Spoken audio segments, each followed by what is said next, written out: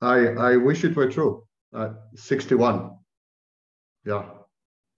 61. Yeah, I know I don't look a day older than 16, but it's 61.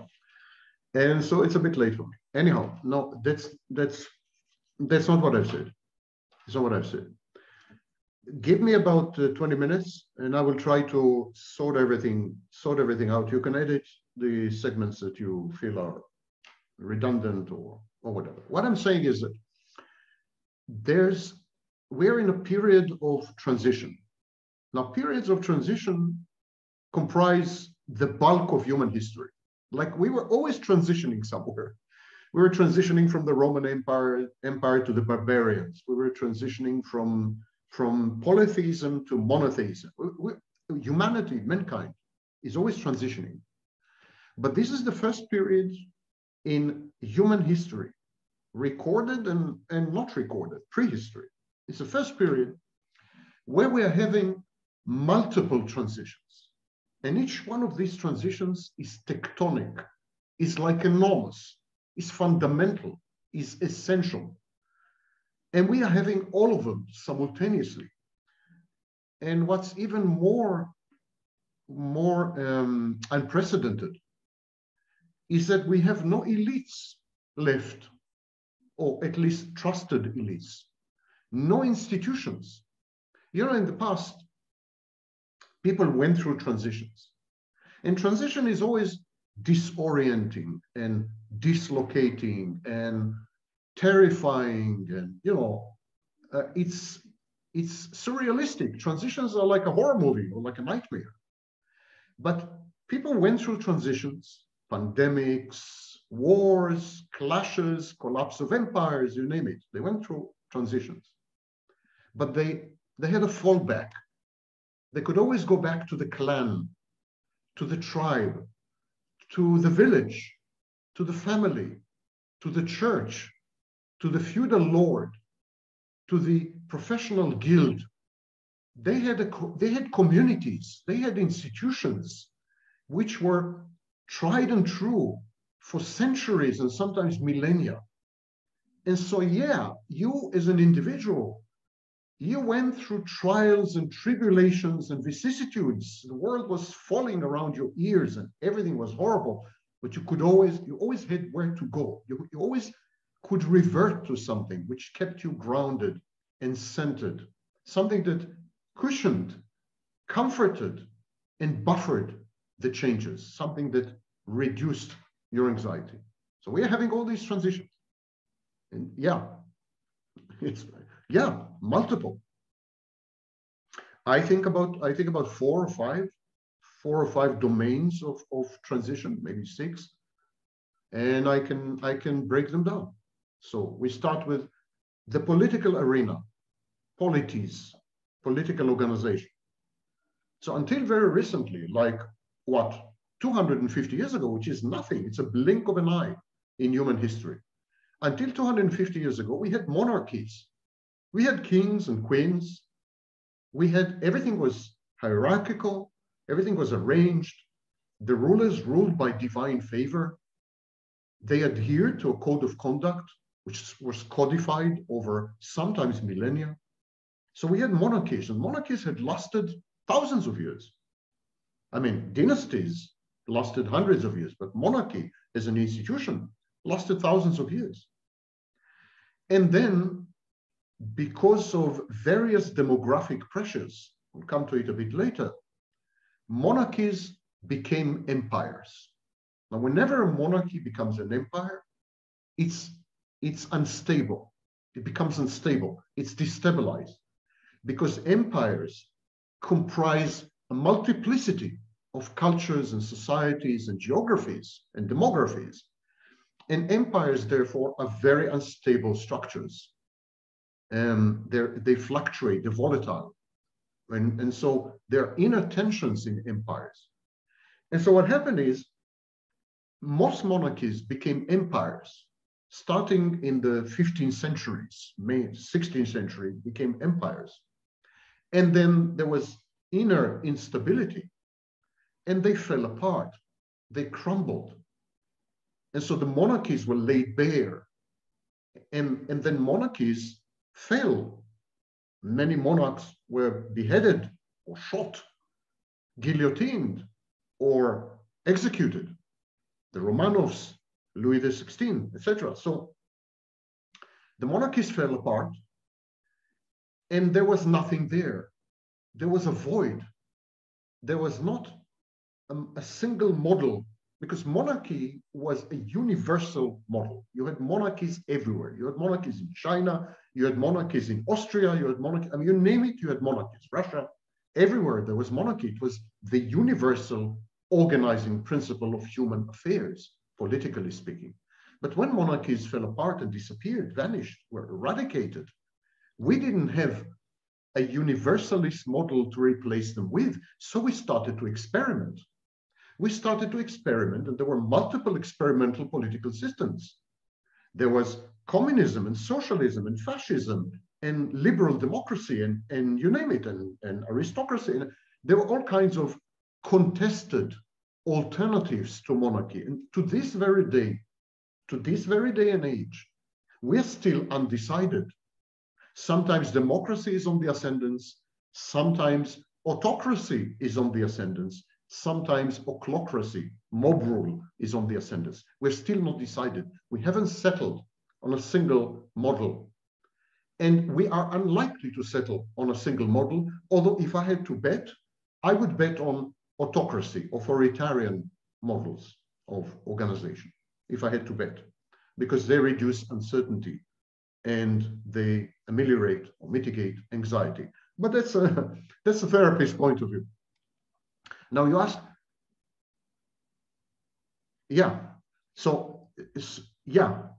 it's a key question. Why did monarchies destabilize themselves? Why did they become empires? And the answer is population pressure. There were too many people. There were surpluses of people. There were demographic surpluses. And what could you do with these people? You couldn't employ them. You couldn't feed them. So the first thing, these surpluses tended to concentrate in cities. So there was a process of urbanization. People moved from agriculture to urbanization. So there was a farmer, he had 10 children, and only one of these children could inherit the farm. And the other 9 had to move away. They would move away where? There was no land anymore. I mean, all the land was taken. And so they had to move and concentrate in habitats, which later came to be known as cities, which are essentially virtual environments. It's a virtual reality. The first attempt, the first experiment with virtual reality was urbanization. So the first impact, the first effect of population pressure was the emergence of cities. And then that wasn't enough. Cities became untenable. They became unsustainable. They started to crumble around the edges. They became a lure to invading armies which besieged them. So cities became a trap. And so colonialism, imperialism, mercantilism were the next solution. We're going to export our population to other territories which are essentially empty or perceived as empty, because the people who are living there are subhuman, the white man's burden. So this excess of population gave direct rise to all these major trends of the, let's say, 13th century to 20th century, including colonialism, imperialism, and so on. And of course, industrialization, because there were so many people. You just had to mass produce the production line, and long before that, the smokestack factories in the industrial heartland of England. So industrialization was also a direct outcome of numerous mouths waiting to be fed, clothed, and potential consumers. And so now we had industrialization. People were living in cities far away from the land. They were not producing anything. They were just consuming. And then they started to produce in factories for themselves. So their production was derivative or secondary.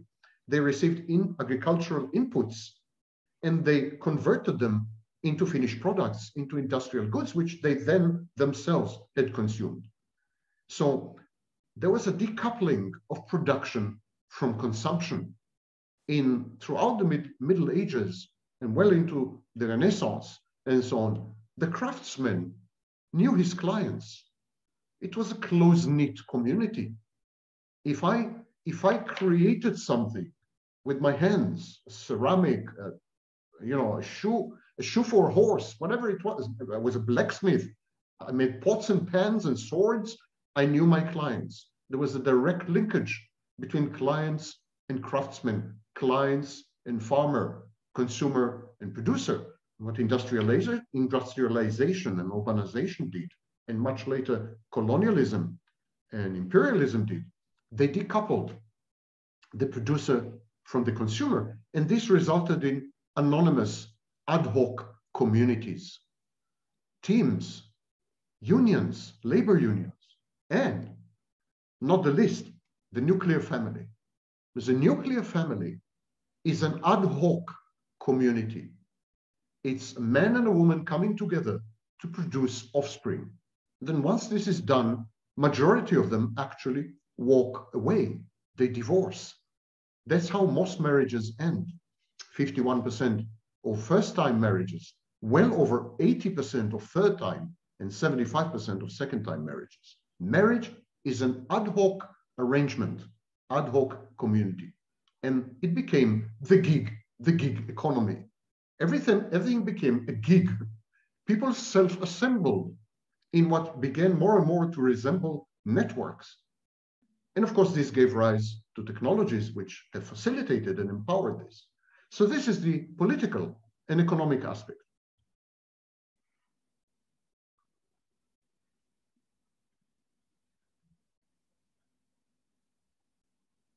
I'm not sure I understand. Yeah, that's old wisdom. Scholars have been linking family models and even models of love, and definitely sexual scripts, to economic pressures. So, for example, today you see, women want to have a career, so they don't want relationships, so they end up having casual sex.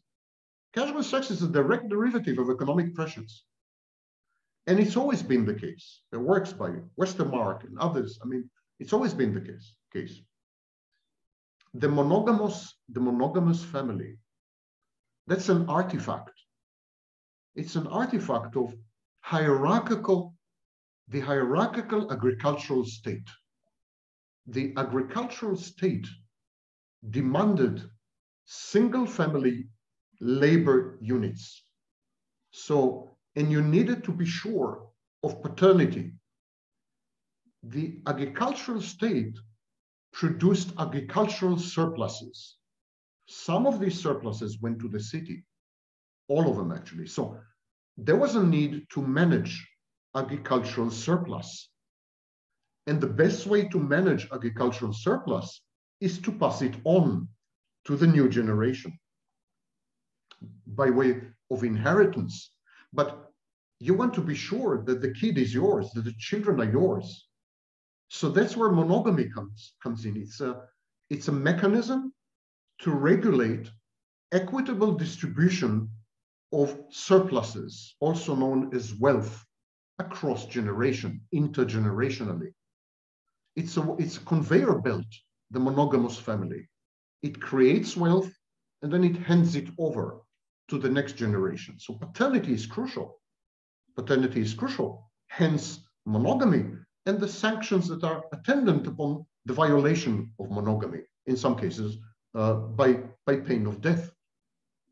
Now, in gender studies, you keep having this trope of patriarchy, like there were these brutish, thuggish men throughout history who had enslaved and suppressed and subjugated women throughout the ages. That's a very misleading model of what had actually been the case. It's a counterfactual model. Yes, of course, patriarchy existed, still does, but so did matriarchy. It wasn't a distinction between patriarchs and matriarchs. It wasn't a question of power distribution or power matrix or power asymmetry. The patriarchy was confined to the public domain. Men dominated the public domain, but women dominated the private domain. And this was codified. It was codified in religious texts, including sacred texts. The woman's domain, the woman's kingdom, was the home. Domesticity was a form of matriarchy.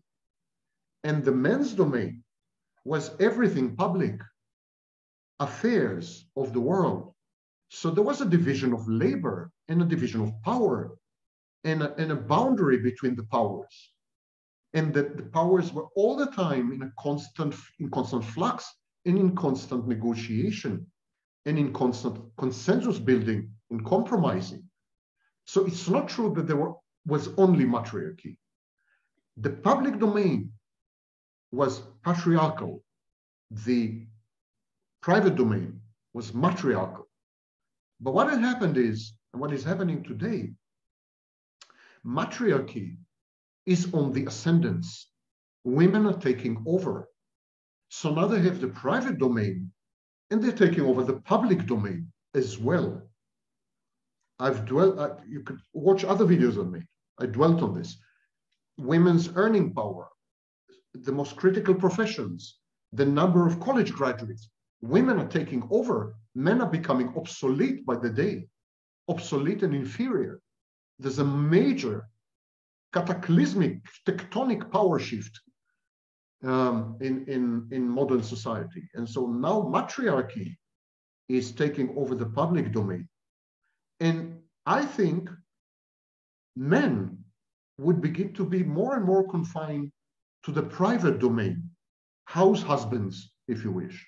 So I think there's a shift, a reversal, where men used to be public and women used to be private. I think in the future, men would be private and women would be public.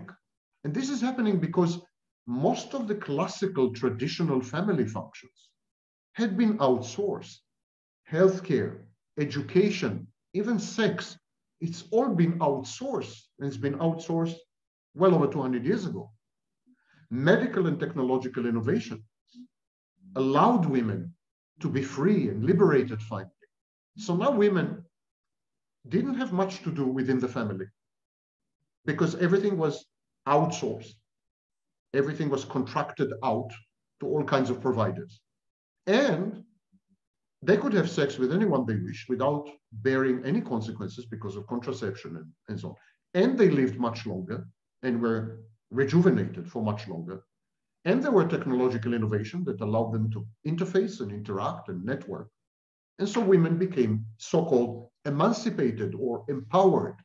It upended the power matrix between men and women.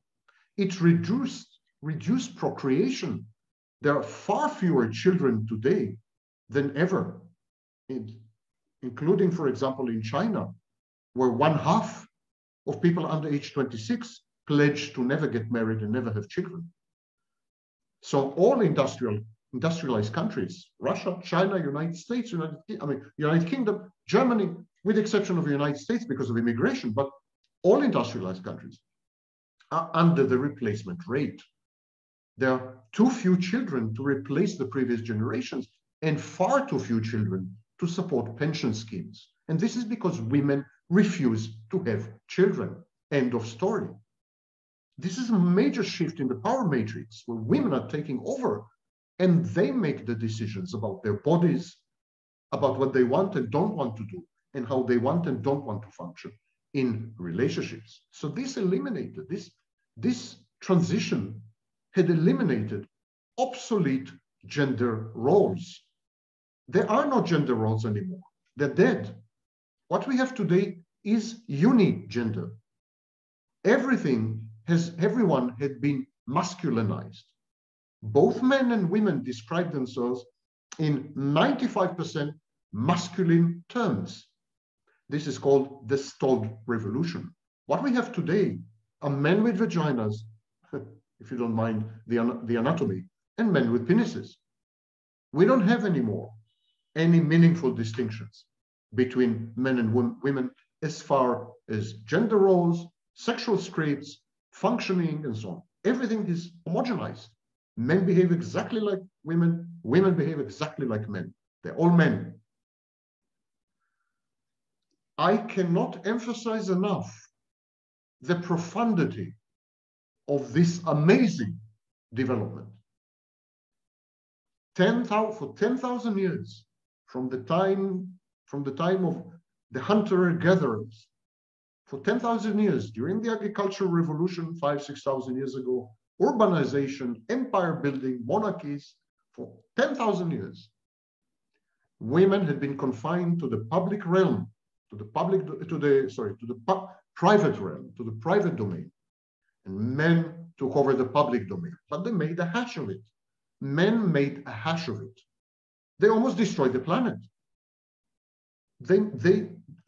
Men proved themselves to be both stupid and dysfunctional, and women had enough. And starting in World War I, about 100 years ago, women gave up on men and started to take over, aggressively take over the management of human affairs. And as they did so, they became more and more masculinized. There were no men left as far as women were concerned. They couldn't trust men. There is distrust between men and women. There is even contempt. And men and women are angry at each other and no longer rely on each other. Men are not taking this line down. They're not taking this transition line down. They're losing their power big time and exceedingly fast, unbelievably fast, actually. This is one of the fastest transitions in human history, maybe with the exception of the fall of the Roman Empire and the aftermath of the Black Death, when labor became a very important component of the economy. But such transitions happen once in a millennium. So men are not taking this line down. They're fighting back. And they're fighting back within relationships. And they're fighting back in sex. And they're fighting back by denying and depriving women of children, of family, of commitment, of investment, of respect. They are abusing women, castigating, chastising them, the double standard, and so on. Men going their own way. Men are fighting back, but unproductively, in my view. It's not going to work. It's not going to work. And the only thing they're going to accomplish is that they will be excluded from the new woman order, not new world order, new women order. Men are going to be excluded if they continue to behave so stupidly and try to defy history and turn it back. There is no turning back. Yeah, I'm passionate about it. I'm passionate about it because I think this is a far bigger threat. This war between the genders. War. No, I disagree. No, I disagree with you. It is a period of transition, but it has led to a war, open war between men and women. Absolutely, war to the death. Symbolic death or maybe literal death in some societies like Afghanistan and Iran. There's a war going on. And I don't know who's going to, I know that women are going to win, but I don't know what the cost is going to be, what the price is going to be. But it's a war. So I consider this to be a much bigger threat to the existence of the species than any pandemic and even any nuclear war. Because if men and women cease to collaborate in generating the next phase of human existence, in bringing children to the world and providing them with a stable environment, if this is dead, if men and women are going their own way, never to meet again, which the first year where men and women didn't see each other was 2016. The majority of women didn't have a single encounter with the opposite sex. 2016, United States. So if there is like a break and men and women are going their own way, our species is going to go its own way. Look, we have hubris. We are very arrogant. We are very vainglorious and arrogant species. Our species has been in existence for 300,000 years. That's all. That's nothing. The dinosaurs have existed for 140 million years, occupying every ecosystem and every habitat, underwater and above water, on Earth. They ruled the Earth. And it was 140 million years. We are like 300,000 years, and we think we are the masters of the universe. Well, the universe is going to show us a thing or two. And if we don't get along among ourselves, especially men and women, we are doomed. We are totally doomed. No. The critical thing is collaboration between men and women in a new way, which would reflect the realities, technological, medical, societal, cultural, and so on. If we don't accomplish this, if we don't reach a consensus, we are doomed. This is going to be doomsday. This is going to be 1,000,000 times Ukraine and 1,000 times COVID. Because this is not going to be a next generation, at least not a functional one. So what good does it do? Okay, yeah, you're right. So what good does it do? The knowledge, first of all, it's not knowledge, it's information. Information in the wrong hands, unqualified hands, untrained minds. Information is meaningless, like raw material, never becomes knowledge. The democratization of information started hundreds of years ago, I would say with Martin Luther. The vernacular Bible, the Bible that's been written not in Latin, the King James Bible in English, the Martin Luther Bible in German. People could finally understand the Bible without the mediation of the clergy. That was the first step in democratizing information. And then in the 13th century, you had universities starting in Paris, you had printing in the 16th century, and now you have the internet. And so we democratize information. Everyone has access to all the information ever amassed in human history. And so what? It led to what? It led to populism. It led to anti-enlightenment. It led to ochlocracies, mob rule. It led to totalitarianism. Because it's not enough to give you raw material. You need to train yourself, prepare yourself. You need to be like a factory. You need to have an inbuilt factory for converting information to knowledge and knowledge to wisdom. And if you don't have that, information becomes toxic. It becomes weaponized. And you know one lesson in human history. If you have a weapon, sooner or later you're going to use it. It's like the gun in the first scene in a theater play. By the third scene, someone is going to use that gun. Information is a weapon, far more potent and far more ominous than any nuclear weapon. And unfortunately, it fell in the hands of the masses, the great unwashed. Yes, I'm an elitist. I'm an elitist, absolutely. Absolutely. I think education, it provides you with obligations, but also with rights and superiority.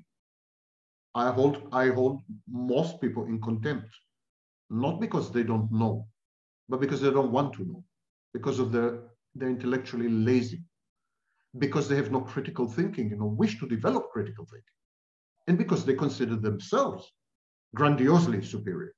So yes, I hold the majority of people in utter contempt.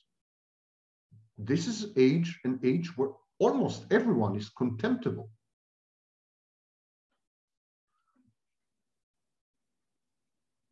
I don't know. I think cities were virtual. What's a city? It's an artificial environment.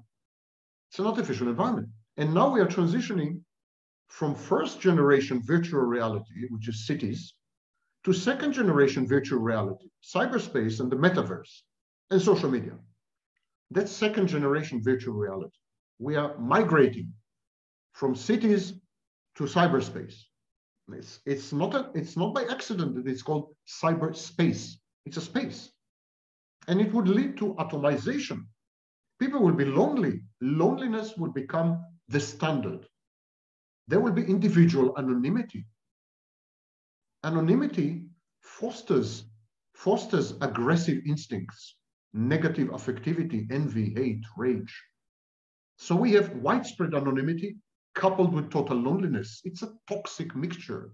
It's the recipe for mental illness.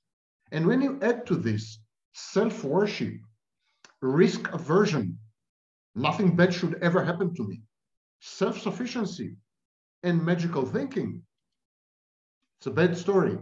It's a bad picture. It's a bad picture. I think that's where we're going, yeah. I'm not saying this. No, I'm sorry, I'm not saying this. Maybe you should ask me what I am saying. Thank you. So what I'm saying is, it's virtual, but it's reality. Cities are virtual, they're artificial, but they are reality.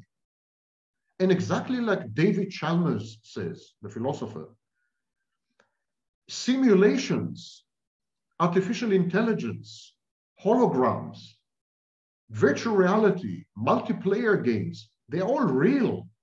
They're absolutely real. Virtual chats, VR chats, virtual reality chats, they're all real. I'm not saying they're not real, but they are virtual. They're not natural. Yeah, natural is not virtual. Virtual is not natural. They're not natural. We're divorcing from nature, which is why we inflicted and are still inflicting so much damage on nature, because having isolated ourselves from nature, we consider ourselves immune to nature. Like we don't need nature anymore. We just need our goggles, our joystick, our video games, and our computer and smartphone. We don't need nature. So we can, we can shit on it. We can do anything we want to it. It's going to come and bite us back in the ass, of course. But it's reality. Simulation is as real as any city, and any city is as real as any village, and any village is as real as any piece of land. It's all real. We continue our evolution, not genetically, but through culture and society and technology, of course. Our evolution is ongoing. But this particular environment, the metaverse, the virtual reality of the future, is going to lead to very dangerous outcomes. And I mentioned them: atomization, individual anonymity, self-worship, self-sufficiency, etc. I prepared for this interview. I went back to a bestseller. I think the bestseller, if my memory doesn't fail me. It was authored by one god, allegedly, and it's titled The Bible. And I want to read to you a segment from Genesis. There's so much wisdom in that book. I am not a religious person. I regard religion as a form of mental illness, and God and angels and all this bullshit as delusional disorders. But there's wisdom in this book and all other sacred writings. And of course, we shouldn't discard the baby with a bath water and with a bathtub and with a bathroom. So I want to read to you. It's a bit extended, if we have time. Oh, it's a bit extended, but it's so wise and describes our predicament. So Genesis, and the Lord God commanded the man, saying, of every tree of the garden thou mayst freely eat, but of the tree of the knowledge of good and evil thou shalt not eat of it. For in the day that thou eatest thereof thou shalt surely die. Now the serpent was more subtle than any beast of the field which the Lord God had made. Notice that God had made the serpent. And the serpent said unto the woman, Yea, hath God said, Ye shall not eat of every tree of the garden? And the woman said unto the serpent, We may eat of the fruit of the trees of the garden, but of the fruit of the tree which is in the midst of the garden, God hath said, Ye shall not eat of it, neither shall ye touch it, lest ye die. And the serpent said unto the woman, Ye shall not surely die. For God doth know that in the day you eat thereof, then your eyes shall be opened, and ye shall be as gods, knowing good and evil. And when the woman saw that the tree was good for food, and that it was pleasant to the eyes, and a tree to be desired to make one wise, she took of the fruit thereof, and did it, and gave also unto her husband with her, and he did it. And the eyes of them both were opened, and they knew that they were naked. And they sewed fig leaves together and made themselves aprons. And they heard the voice of the Lord God walking in the garden in the cool of the day. And Adam and his wife hid themselves from the presence of the Lord God amongst the trees of the garden. And the Lord God called unto Adam and said unto him, Where art thou? And he said, I heard thy voice in the garden, and I was afraid, because I was naked, and I hid myself. And he said, God said, Who told thee that thou wast naked? Hast thou eaten of the tree whereof I commanded thee that thou shouldst not eat? And the man said, The woman whom thou gavest to be with me, she gave me of the tree, and I did eat. And the Lord God said unto the woman, What is this that thou hast done? And the woman said, The serpent beguiled me, and I did eat. And the Lord God said unto the serpent, Because thou hast done this, thou art cursed above all cattle, and above every beast of the field. Upon thy belly shalt thou go, and dust shalt thou eat all the days of thy life. And I will put enmity between thee and the woman, and between thy seed and her seed. Each shall bruise thy head, and thou shalt bruise his heel. Unto the woman God said, I will greatly multiply thy sorrow and thy conception. In sorrow thou shalt bring forth children, and thy desire shall be to thy husband, and he shall rule over thee. And unto Adam God said, Because thou hast hearkened unto the voice of thy wife, and hast eaten of the tree of which I commanded thee, saying, Thou shalt not eat of it. Cursed is the ground for thy sake. In sorrow shalt thou eat of it all the days of thy life. Thorns also and thistles shall it bring forth to thee, and thou shalt eat the herb of the field. In the sweat of thy face shalt thou eat bread, till thou return unto the ground. For out of it wast thou taken, for dust thou art, and unto dust shalt thou return. And Adam called his wife's name Eve, because she was the mother of all living. Unto Adam also and unto his wife did the Lord God make coats of skins and clothe them. And the Lord God said, Behold, the man is become as one of us, to know good and evil. And now, lest he put forth his hand and take also the tree of life and eat and live forever, therefore the Lord God sent him forth from the Garden of Eden to till the ground from whence he was taken. So God drove out the man, and he placed at the east of the Garden of Eden cherubim and a flaming sword, which turned every way to keep the way of the tree of life. And we are faced with this sword. We are faced with this sword, centimeter away. We are that close. We're trying desperately to re-enter the Garden of Eden. And there's a sword there, a flaming sword.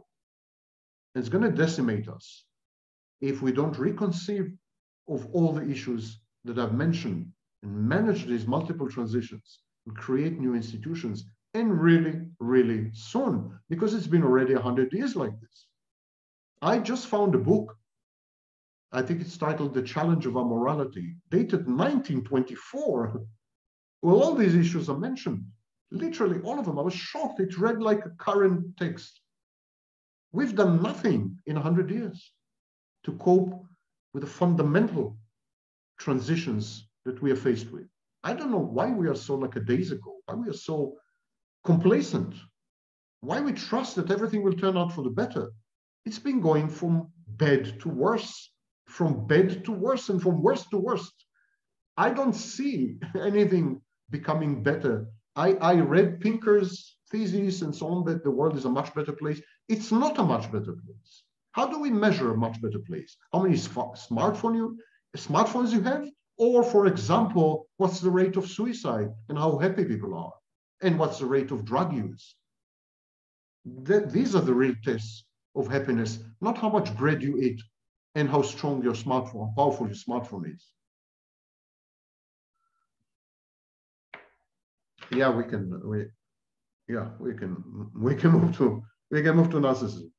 We can move to narcissism. I've been talking about narcissism all the time, if you didn't notice. These are all forms of narcissism. I've been warning about this since 1995. Yeah. We can just let me take a break for a second because I want to cut this as an excerpt.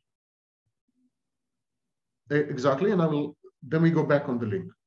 Okay, thanks.